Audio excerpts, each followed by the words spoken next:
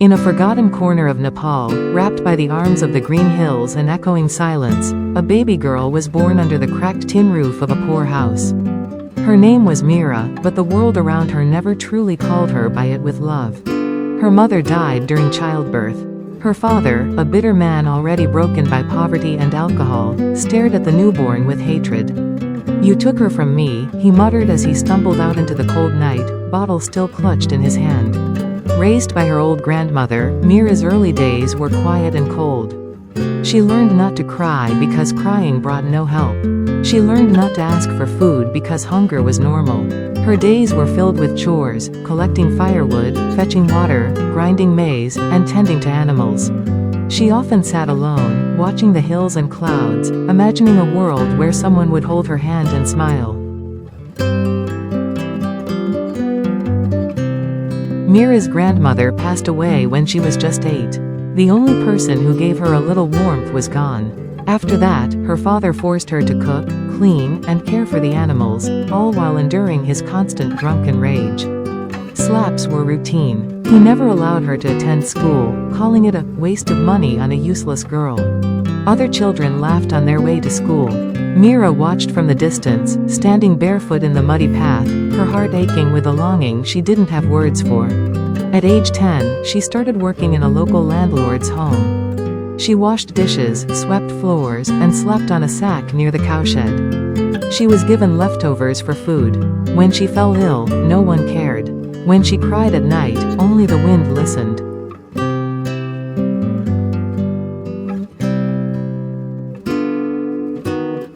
A young girl's bruised dreams. At 13, her father arranged her marriage to a 35-year-old man in a neighboring village.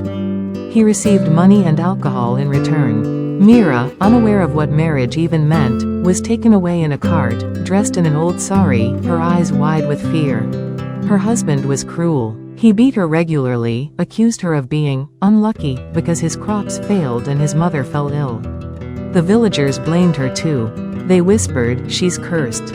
Her mother died during her birth. She became pregnant at 15 but miscarried after a brutal beating. No one comforted her. Her mother-in-law called her barren, cursed, and kicked her out of the house temporarily. She sat alone under a tree that night, bleeding, crying silently. She still held on to hope.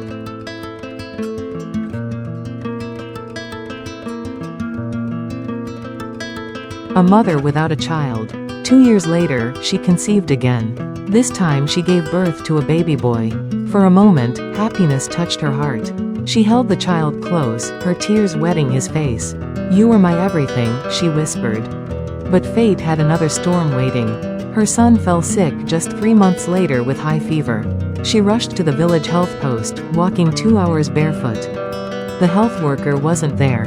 By the time she reached the town hospital the next day with borrowed money, the child had stopped breathing. No one cried for her.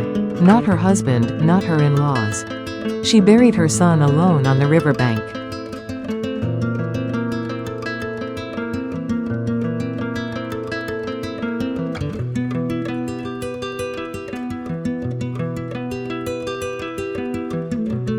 Years of abuse. Years passed. Meera, now in her early 20s, had scars all over her body, some visible, some invisible. Her husband beat her often, came home drunk, and accused her of everything from bad weather to his own failures.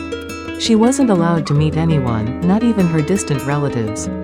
When she tried to leave once, her husband dragged her back, locked her in a room for 3 days without food. There were no police to complain to, no neighbors to support her. In rural Nepal, a woman's pain was her own burden, not a community concern. Losing what little she had. One night, after a particularly violent fight, Meera escaped. She walked through the forest in the dead of night, barefoot, her face swollen, her body trembling. She reached a small town the next morning. Exhausted and hungry, she collapsed near a temple. An old woman selling flowers took pity on her and gave her water and food. That was the first act of kindness Meera had seen in years. She started working in a local roadside tea shop, cleaning tables and washing dishes. She slept in the corner of the shop, but at least she had peace. The owner, a kind woman named Sita, gave her a sari and a blanket. But peace doesn't last in Meera's world. After 6 months, the tea shop shut down due to financial loss. Meera again had nowhere to go. Into the city, a new hell. Desperate, Meera went to Kathmandu. She found a job as a housemaid for a rich family. At first, things were bearable. But soon, the lady of the house accused her of stealing jewelry she didn't touch. She was beaten by the guards and thrown out without pay.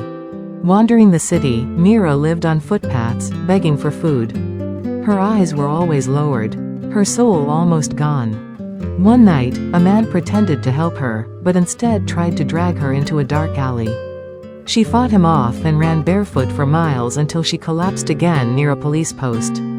The police gave her no help. In the city of thousands, she was invisible.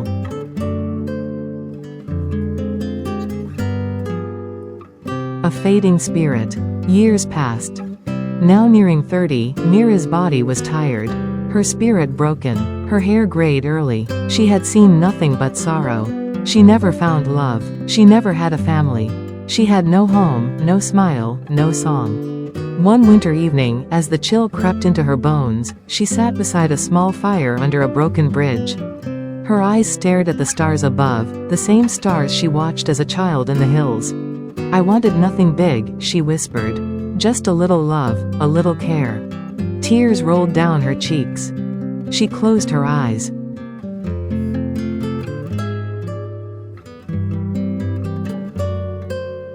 Her last day. No one noticed when Meera didn't wake up the next morning. The shopkeepers thought she had gone somewhere. A street child found her body cold and still. The city carried on with its noise and chaos. Meera was buried in an unmarked grave. No flowers. No visitors. No name.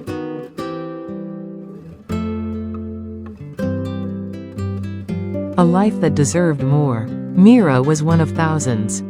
A girl born into sorrow, punished for existing, forgotten by society, betrayed by every person who was supposed to protect her. Her story is fiction, but real.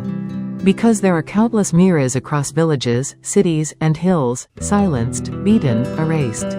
They live among us. They die unheard. And sometimes, all they wanted was a little love.